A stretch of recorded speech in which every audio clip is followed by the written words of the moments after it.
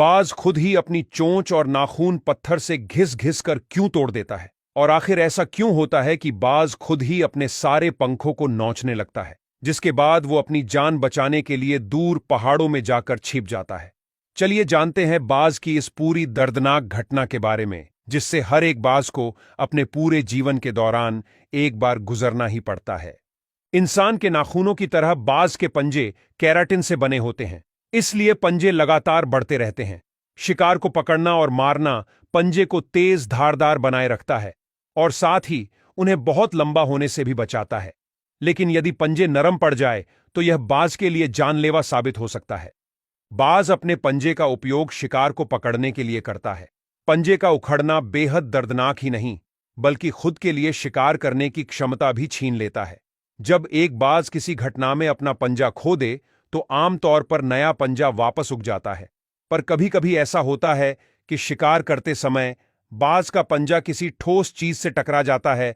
तब पंजे का खून बहुत बह जाता है और पंजा वापस नहीं बढ़ पाता। उस हालात में बाज शिकार न कर पाने के कारण भूख से तड़प कर ही मर जाता है। बाज की चोंच भी केराटिन से बनी होती है, जो हमारे नाखूनों की तरह लगातार बढ़ती रहती है। बाज खाना खाने के बाद चोंच को साफ रखने के लिए शाखाओं या चट्टानों जैसी कठोर वस्तुओं से पोंछते हैं। यह प्रक्रिया चोंच को आकार में रखने में भी मदद करती है।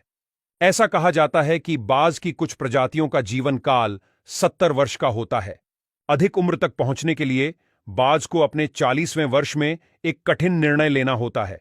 इतनी उम्र के बाद लंबे और लचीले पंजे शिकार को नहीं पकड़ सकते और चोंच भी मुड़ने लगती है। पंख वृद्ध और मोटे होने के कारण उसकी छाती से चिपक जाते हैं, जिससे उनका उड़ना मुश्किल हो जाता है।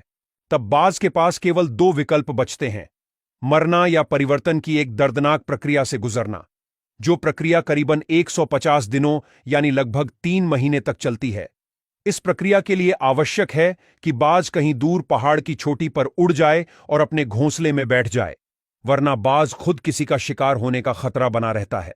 दूर पहाड़ की चोटी पर जाने के बाद बाज अपनी चोंच को चट्टान के साथ तब तक घिसता है जब तक उसे पूरे तरीके से तोड़ न ले। उसके बाद बाज एक नई चोंच के वापस उगने का इंतजार करता है और कुछ समय बाद एक नई चोंच अपना नया आकार लेने लगती है। बाज को उसके पूरे जीवन के दौरान एक बार मोल्टिंग नामक प्रक्रिया से गुजरना पड़ता है, जिसमें उसके पुराने पंख स्वाभाविक रूप से झड़ने लगते हैं और नए पंख उनकी जगह उग आते हैं। कभी कभी ऐसा होता है कि पंख अपने आप नहीं जड़ते, तब बाज खुद ही अपने पंख नोच लेता है, जिससे नए पंख तेजी से आ सके। इसके अलावा पंखों को झटके से बाहर निकालने से पंख के रोम को नुकसान भी होता है और हो सकता है वहां दोबारा से पंख ना उगे।